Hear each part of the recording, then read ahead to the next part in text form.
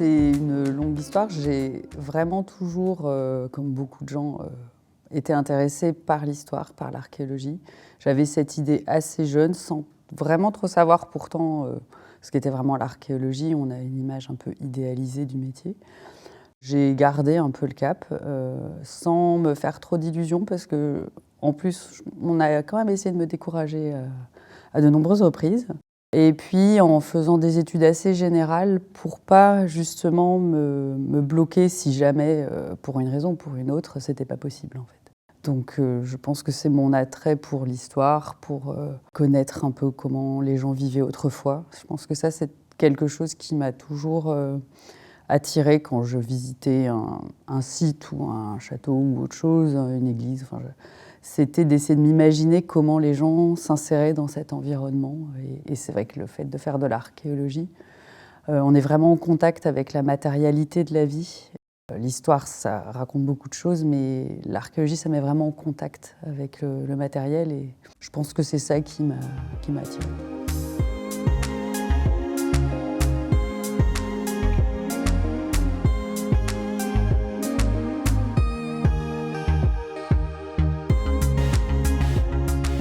Alors le service, il existe depuis 2007.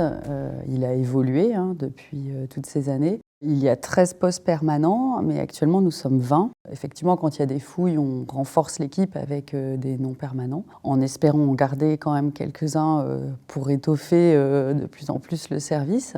C'est un service qui s'est stabilisé en termes d'effectifs, à la fois en quantité et puis en personnes, j'ai envie de dire, puisque les gens sont là depuis quelques années et l'avantage, c'est que ils approfondissent leurs compétences, leur expérience. On essaye effectivement de développer des spécialités assez variées. Quand on est dans le préventif, on est amené à rencontrer des sites de nature très différente, quelle que soit notre spécialité. Mais c'est bien aussi de se spécialiser dans certaines thématiques, certaines périodes. Et donc on a développé de l'archéologie du bâti, l'anthropologie. On essaye aussi de développer les études lithiques. Enfin voilà, d'être assez général pour pouvoir intervenir partout dans l'Oise. Et on fait essentiellement du préventif, mais on est de plus en plus inséré dans la recherche. On fait partie de PCR, on a créé des PCR, notamment sur le palais épiscopal de Beauvais. On a pas mal aussi enrichi nos publications, qui c'était peut-être un point faible à la base, mais voilà, en augmentant les compétences, eh bien, voilà, nous arrivons un petit peu à varier aussi nos missions.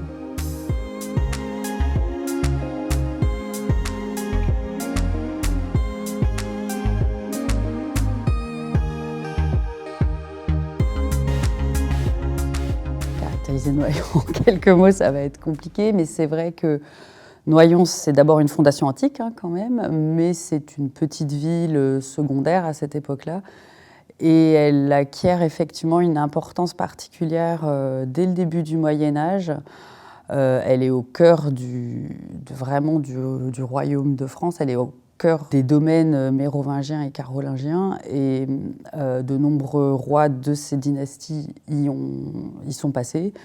Il y avait un palais mérovingien, Charlemagne est couronné roi de Neustrie, Hugues Capet est couronné roi de France quand même, à Noyon. Et il y a toujours eu un lien très fort entre l'évêché de Noyon, qui était un évêché assez puissant, et la royauté, ce qui a donné en fait à Noyon une certaine importance. D'un point de vue économique, elle n'était pas aussi importante, même si il y a fortement des activités économiques, d'ailleurs qu'on découvre à travers les fouilles. Les activités de tissage, de poterie ne sont pas du tout négligeables. Mais c'est vrai qu'elle a eu une période médiévale assez illustre, et puis bon, après un petit peu moins sur la fin. C'est une période donc, qui est connue par l'histoire et qu'on a aussi un peu mieux connue par l'archéologie à travers des diagnostics et des fouilles en centre-ville et dans les alentours. Alors cette importance de l'évêque, évidemment, ça se transcrit aussi à travers la cathédrale. Alors ce qui est intéressant à Noyon, c'est que c'est une ville qui a, j'ai envie de dire, un aspect médiéval. On le voit bien qu'il y a ce passé.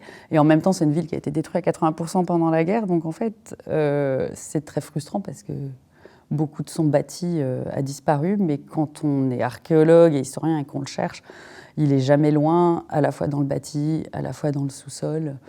Et c'est ça qui est intéressant, je pense, quand on est archéologue à Noyon, c'est de refaire prendre conscience à ses habitants, en fait, que le Moyen-Âge et puis le passé d'une manière générale, antique ou moderne, n'est jamais très loin.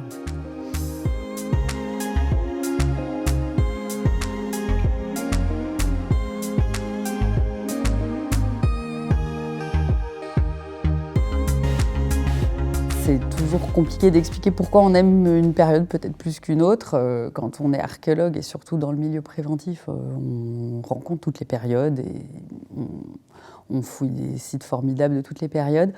Le Moyen-Âge, pour moi, c'est toujours été une période qui a ce contraste entre une image très idéalisée, très fantasmée même par nos concitoyens. C'est la période des châteaux, des princesses, etc. Donc ça fait rêver. Et d'un autre côté, c'est une période qui a une image assez négative, de barbarie, de soi-disant retour en arrière. Et je pense que c'est ces deux aspects-là qui peuvent attirer un médiéviste, c'est-à-dire qu'on est aussi soumis un peu à cet attrait. Et d'un autre côté, il y a une volonté de redresser un peu l'image. Le Moyen-Âge n'est pas une période bénie, c'est pas non plus une période atroce.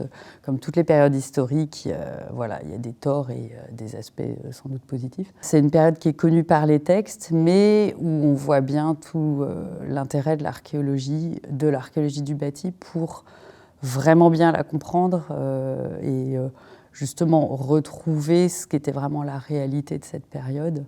Et pas juste se reposer sur ce que les contemporains ont pu écrire et puis surtout ce que les personnes après coup ont pu écrire. Je pense que c'est pour ça que j'ai été attirée par cette période. Voilà.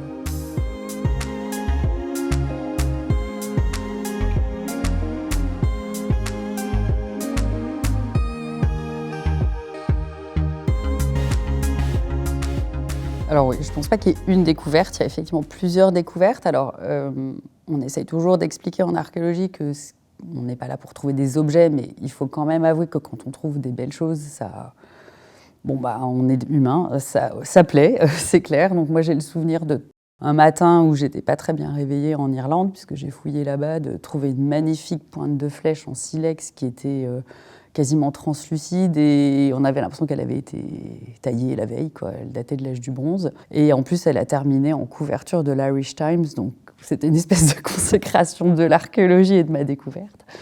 Il y a eu aussi ces découvertes à Noyon d'un dépotoir de céramique avec beaucoup de tessons en vrac, mais parmi ces millions de tessons, des petites têtes de personnages, d'animaux glacurés, qui étaient vraiment étonnants, qui sont assez atypiques et que Sandrine Mouni d'Amiens a étudié et qu'elle avait elle-même du mal à comprendre. Mais bon, voilà, c'est le quotidien et là, vraiment, on touche à la production, à l'artisanat, c'est très matériel.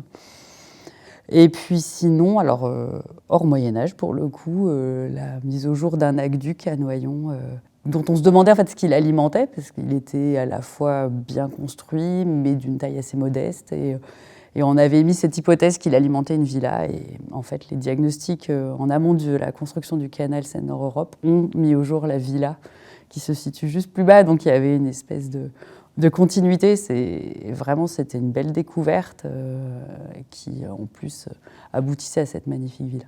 Voilà, ça fait partie des découvertes qui m'ont marquée. Il y aura aussi l'hôpital général de Noyon, qui était bien connu, mais encore une fois, qu'on a mieux compris par la fouille. Alors que c'est un hôpital qui était quand même encore en activité jusqu'à la Première Guerre mondiale. Donc il y a des sources, il y a beaucoup de choses, mais il y a beaucoup de choses qu'on a compris par l'archéologie. Et on a pu confronter les plans et les découvertes. Et ça aussi, ça fait partie des aspects intéressants en fait, de notre métier.